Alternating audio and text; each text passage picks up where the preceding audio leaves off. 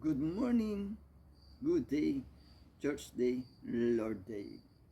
I'm Brother Cesar Capistrano.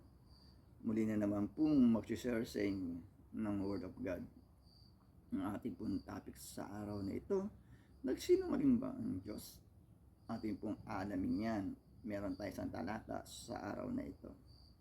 Bago ko po basahin ang talata, tayo po'y manalangin muna. Diyos amang nasa langit, makapangyarihan sa lahat, sambahin ang ngalan mo. Diyos Ama, maraming po salamat sa gabay, biyaya na pinagkakalob mo sa amin, sa bawat isa sa amin. Di po kami magsasawang magpasalamat, Diyos Ama. Sa muli na naman pong pagdilat ng aming mga mata ay napakalaking biyaya po ito para sa amin.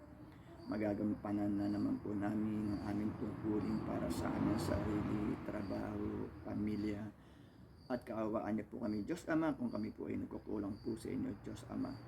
Papasukin niyo po sa amin ang iyong presensya upang sa ganun po ilubos namin maunawaan, maintindihan po ang iyong salita na buhay at makapangyarihan sa ngalan ng Panginoong Yesus. Amen.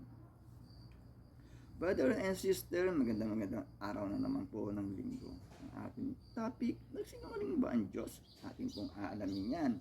Akin na pong babasahin ng talata ay nasa Bilang chapter 23 verse 19. Verse 19. Ang Diyos ay hindi sinungaling tulad ng tao. Ang isipin niya hindi nagbabago. Ang sinabi niya ay kanyang ginagawa.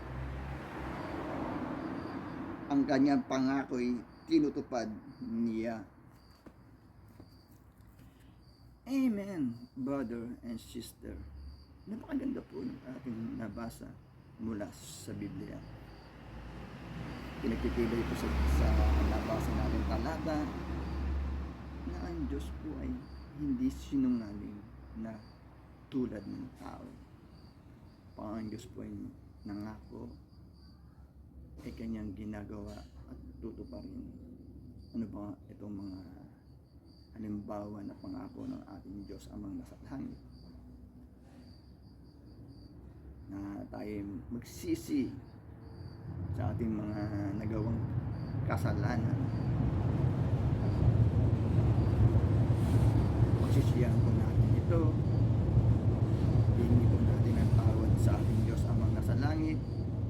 Ang kanya pong pangako tayo patatawarin at makakasama sa kaharian ng Diyos.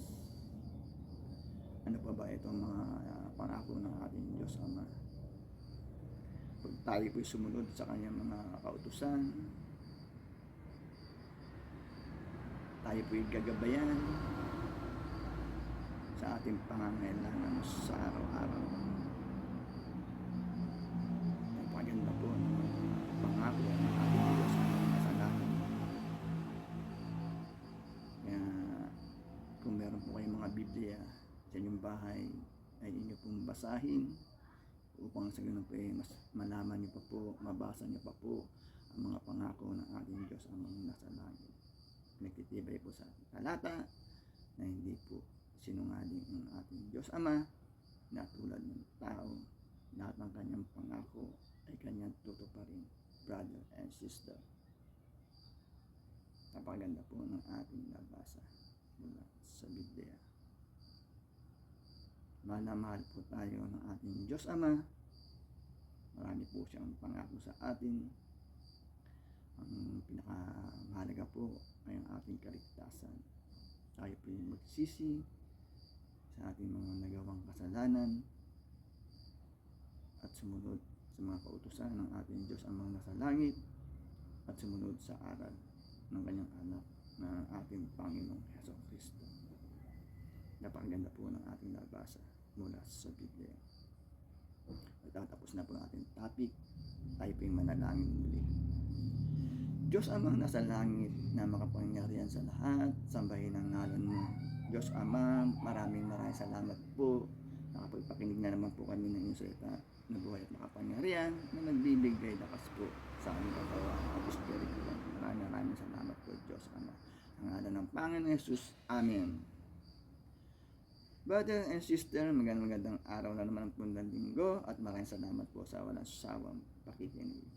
Lagi po tayong mag-iingat at magdadasal. God bless to all.